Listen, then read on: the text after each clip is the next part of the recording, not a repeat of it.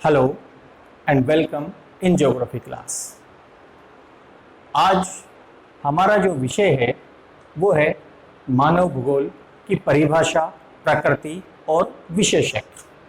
यानी कि आज हम जिस विषय पर यहाँ पर चर्चा करेंगे वो है मानव भूगोल की परिभाषा,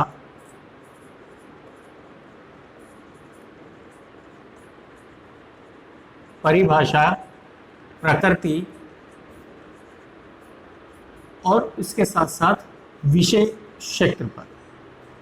अगर हम देखें तो हम ये जानते हैं अच्छी तरह से कि भूगोल, जिसका कि अंग्रेजी जो पर्यायवाची है, जिसको कि हम ज्योग्राफी के नाम से जानते हैं, ये दो शब्दों से मिलकर के बना हुआ है। पहला शब्द तो आता है जिसको हम कहते हैं जियो, और दूसरा शब्द आता है जिसको हम कहते हैं ग्राफी। जियो का अर्थ होता है पृथ्वी और ग्राफी का अर्थ होता है वर्णन करना। यानी कि अगर हम बात करें तो बहुत साधारण से अर्थों के अंदर भूगोल का अर्थ होता है पृथ्वी का वर्णन करना। इस पृथ्वी के वर्णन के अंदर विशेष करके भौतिक दृश्यावलियां जो भी हमें अपनी आंखों से दिखाई देती है, और उसके साथ साथ जो मानवीय क्रियाएं यहाँ पर होती हैं, इन मानवीय क्रियाओं का और उन भौतिक दृश्यावलियों का जो अध्ययन किया जाता है उसी को हम भूगोल कहते हैं। यानी कि भूगोल की एक साधारण परिभाषा हम ये दे सकते हैं कि भूगोल एक ऐसा विज्ञान है जिसके अंतर्गत हम भौगोलिक वातावरण तथा मानवीय क्रियाओं का क्रमबद्ध अध्ययन करते हैं। अब बात यहाँ पर आती है कि चूंकि इसके अंदर भौतिक वातावरण का भी अध्ययन किया जा रहा है और मानवीय क्रियाओं का भी अध्ययन किया जा रहा है, और दोनों ही अपने आप में बहुत ही विस्तृत विषय सामग्री रखती हैं। इसके कारण से ही इस भूगोल विषय को अध्ययन की दृष्टि से सुविधाजनक बनाने के लिए ही इसे दो भागों के अंदर बांटा गया है, जिसमें पहला तो आता है उसको हम कहते हैं भौतिक भूगोल, और दूसरा आता है जिसको कि हम कहते हैं मानव भूगोल। भौतिक भूगोल और मानव भूगोल, इन दो शाखाओं के अंतर्गत इस भूगोल को बांटा गया है, क्योंकि भूगोल की विषय वस्तु को तभी हम बहुत अच्छे प्रकार से भली भांति समझ सकते हैं। अगर हम यहाँ पर देखें तो अब भौतिक भूगोल में क्या है, भौतिक भूगोल के अंदर जो भी भौतिक पर्यावरण हमें यहाँ पर दिखाई दे रहा है, उस पूरे भौतिक पर्यावरण को हम इसके अंतर्गत शामिल करते हैं, और इसके अंदर हम स्थल मंडल हो या वायुमंडल हो या जल मंडल हो या जैव मंडल हो, हम इन सभी मंडलों का अध्ययन इसके अंतर्गत शामिल करते हैं।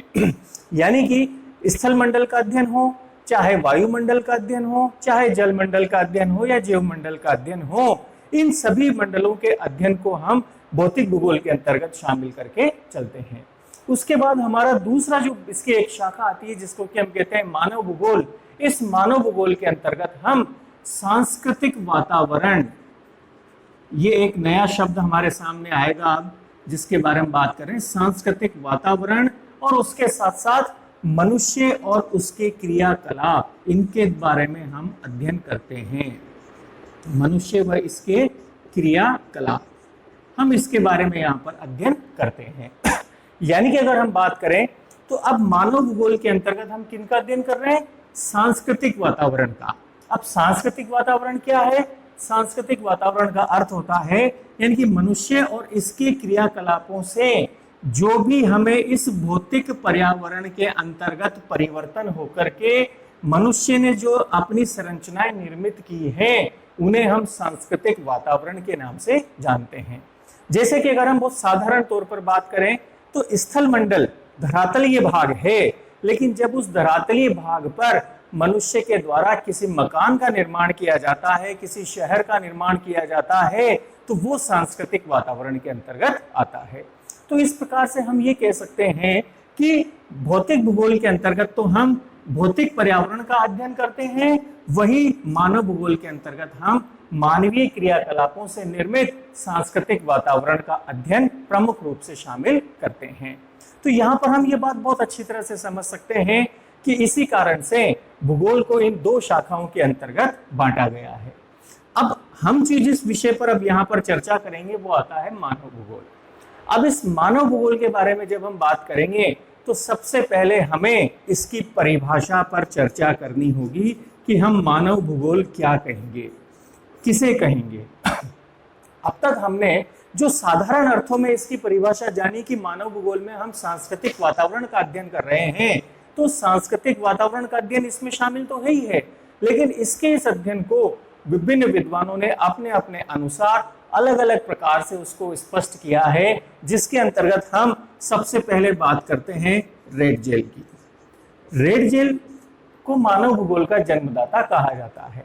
इनकी एक पुस्तक थी एंथ्रोपोजोग्राफी, जिसमें इन्होंने मानव भूगोल के बारे में विस्तार से चर्चा की थी, और उस एंथ्रोपोजोग्राफी के अंदर से ही, तब से ही, इसके प्रकाशन के बाद से ही मानव भूगोल का विकास माना जाता है। इन्होंने क्या कहा कि मानव भूगोल क्या है, कि मानव भूगोल मनुष्य और पृथ्वी तल, यानी कि अगर हम बात करें तो मानव समाज और पृथ्वी तल, इनके बीच के संबंधों का अध्ययन ही मानव भूगोल है। यानी कि मानव समाज और उसके साथ साथ पृथ्वी तल, इन दोनों के बीच का जो संबंध है, इसी को हम मानव भूगोल कहते हैं रेडजेल के अनुसार।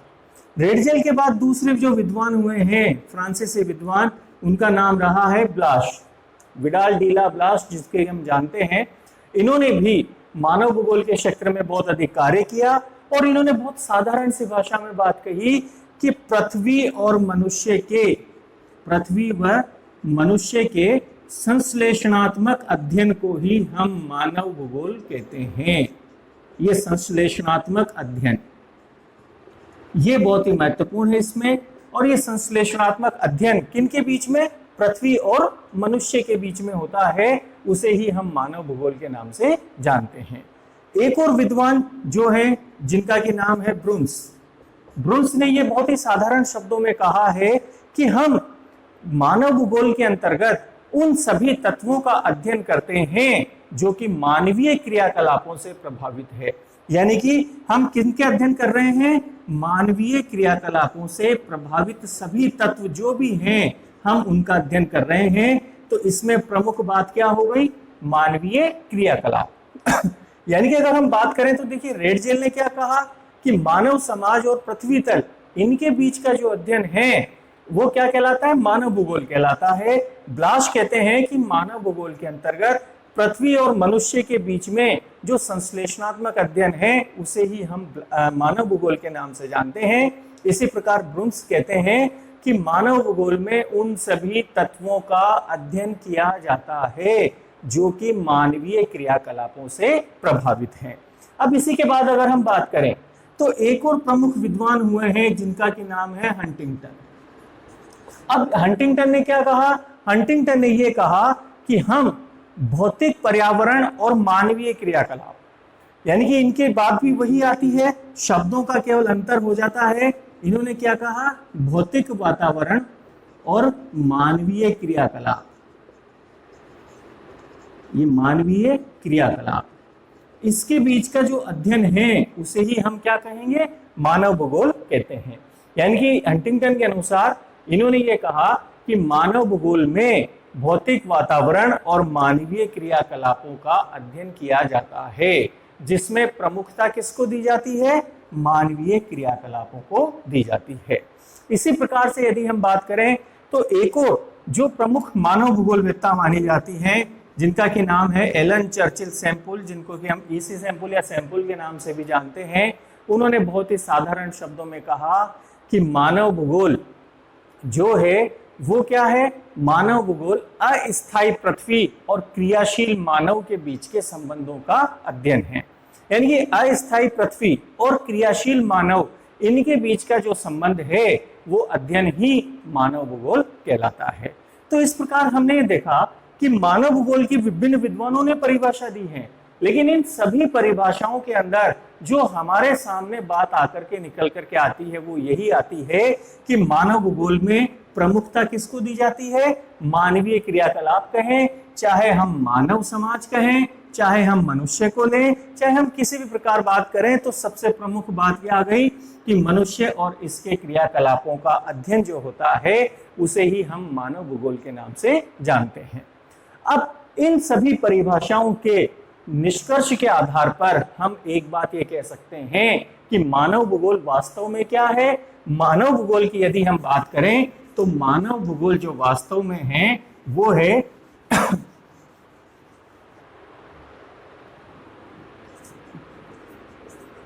मानव भूगोल किस रूप में हम सामान्य तौर पर परिभाषित कर सकते हैं, वो हम इस प्रकार से कर सकते हैं कि मनुष्य और वातावरण, यानी कि प्राकृतिक वातावरण भी हम इसको कह सकते हैं, इन दोनों के बीच में जो संबंध हैं, इन संबंधों को हम किस प्रकार से, चाहे वो अंतर संबंध हो, चाहे वो अंतर प्रक्रियाएं हो,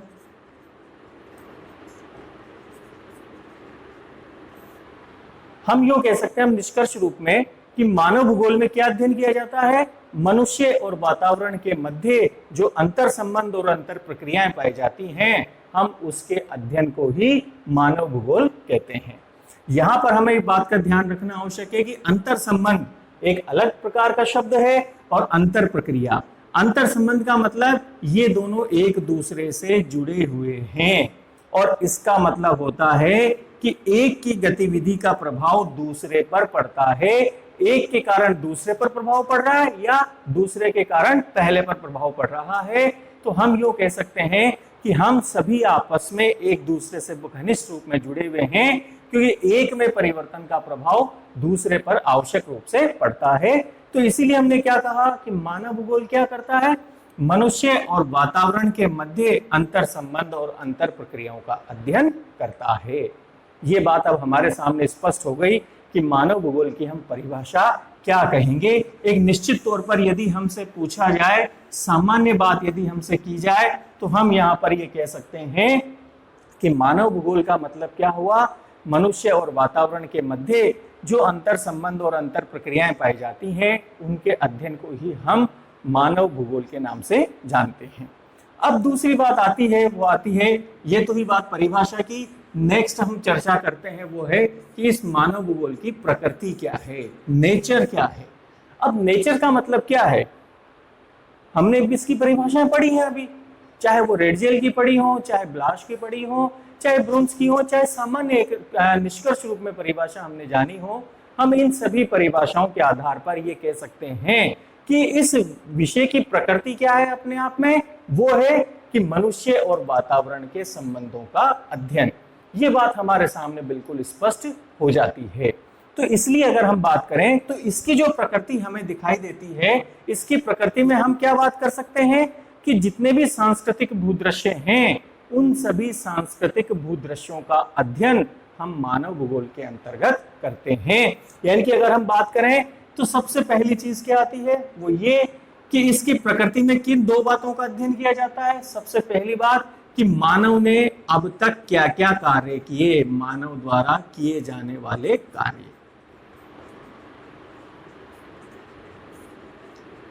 मनुष्य ने अब तक क्या क्या कार्य किए। और दूसरा जो इसके साथ महत्वपूर्ण जो बात आती है, वो आता है कि मनुष्य और वातावरण की पार्थिव एकता, यानी कि दोनों आपस में जुड़े हुए हैं। इन दो चीजों का अध्ययन इस प्रकृति के अंतर्गत शामिल होता है, यानी कि मनुष्य के द्वारा किए जाने वाले कार्य हों और उसके साथ साथ पार्थिव एकता, इन दोनों को ही अध्ययन इसकी प्रकृति के अंतर्गत शामिल किया जाता है। अब इसके बाद में तीसरी जो बात आती है इस मानव भूगोल के साथ में महत्वपूर्ण रूप में, और वो आती है, वो है विशेष क्षेत्र। चूंकि अब हमें इस मानव भूगोल के बारे में विस्तार से चर्चा करनी है, तो इसका अर्थ ये हुआ कि विषय क्षेत्र हमारे सामने क्या स्पष्ट करता है कि आने वाले क्लासेस के अंदर हम मानव भूगोल में किन किन बिंदुओं का अध्ययन करेंगे, वो अभी से हमारे सामने यहाँ पर स्पष्ट हो जाएगा। तो साधारण तौर पर यदि हम बात करें तो देखिए विशेष क्षेत्र, यानी कि इसका जो स्कोप है वो किस प्रकार से है कि इसके अंतर्गत हम, ये बात तो बिल्कुल स्पष्ट है कि हम क्या अध्ययन कर रहे हैं, हम प्राकृतिक वातावरण का अध्ययन करते हैं। प्राकृतिक वातावरण और मनुष्य के बीच के अंतर संबंधों का हम अध्ययन इस मानव भूगोल में करते हैं, ये बात बिल्कुल स्पष्ट है। अब उसके साथ साथ अगर हम देखें तो इसके विशेष क्षेत्र के अंतर्गत अगर हम देखें तो हम यहाँ पर इसको यूं भी समझ सकते हैं कि इसका विशेष क्षेत्र क्या है, कि सबसे पहली चीज तो यहाँ पर ही आ जाती है हमारे सामने, वो आता है प्राकृतिक वातावरण। ये यहाँ पर हमारे सामने बात आ गई। और दूसरा जो बात आती है वो आती है सांस्कृतिक वातावरण। अब प्राकृतिक वातावरण में क्या क्या बातें शामिल हैं, यानी कि दोनों चीजों का अध्ययन हम कर रहे हैं यहाँ पर। अब इसके अंतर्गत क्या क्या चीजें शामिल हैं, जिसमें हम बात करें तो सबसे पहले तो आती है वो है भौगोलिक स्थिति।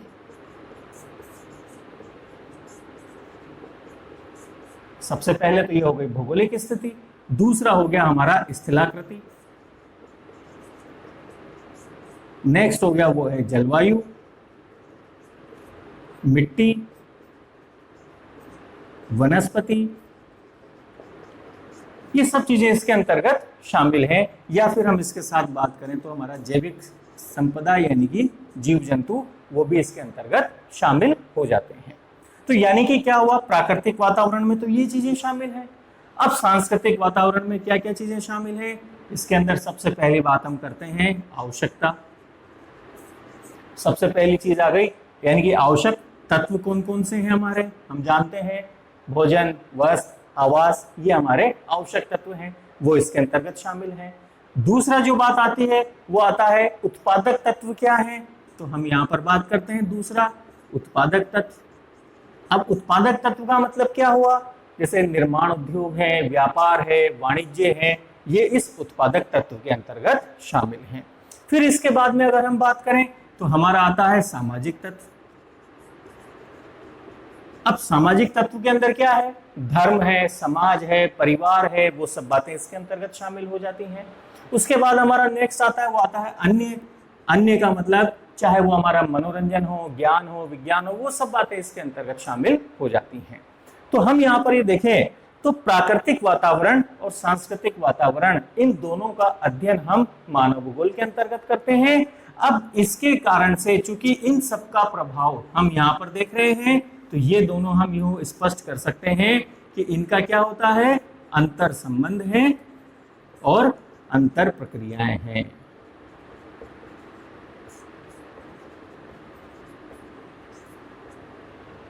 इनका अध्ययन हम इस मानव भूगोल के अंतर्गत करते हैं। तो हमारे इस विषय क्षेत्र में क्या प्रमुख रूप से बात शामिल हुई, वो है कि ये जो सांस्कृतिक वातावरण है, इस सांस्कृतिक वातावरण पर प्राकृतिक वातावरण का क्या प्रभाव पड़ता है और इस आधार पर मनुष्य ने क्या क्या कार्य किया है, ये बात हमारे सामने बिल्कुल स्पष्ट नजर आ जाती है।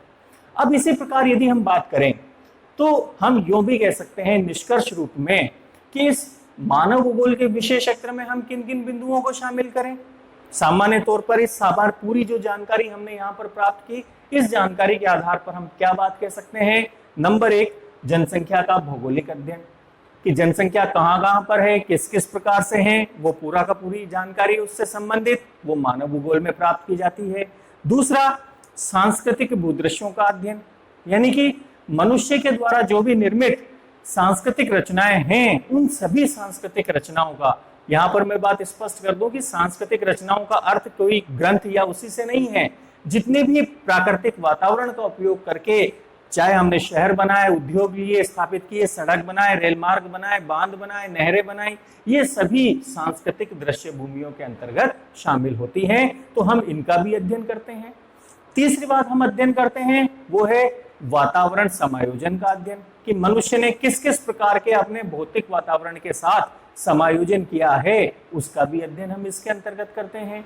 चौथी जो बात जाती है इसके अंतर्गत वो आता है कि मनुष्य के जो क्रियाकलाप हैं वो क्या हैं, किस प्रकार से हैं, हम उन क्रियाकलापों का अध्ययन भी इस मानव भूगोल के अंतर्गत करते हैं। और सबसे महत्वपूर्ण बात जो लास्ट आती है वो ये आती है कि इस विशेष क्षेत्र के अंतर्गत हम कालिक अनुक्रमण का अध्ययन, यानी कि समय के साथ होने वाले परिवर्तनों का अध्ययन भी हम इस मानव भूगोल के अंतर्गत करते हैं। तो अब ये बात हमारे सामने स्पष्ट हो गई कि हमने मानव भूगोल की परिभाषा के बारे में बात की, प्रकृति के बारे में बात की और विषय क्षेत्र के बारे में बात की। इनके आधार पर अब हमारे सामने इस विषय से संबंधित एक रूपरेखा, एक पूरा का पूरा फ्रेमवर्क हमारे सामने स्पष्ट हो गया है कि हमें इसके अंतर्गत अब क्या क्या जानकारी लेनी है।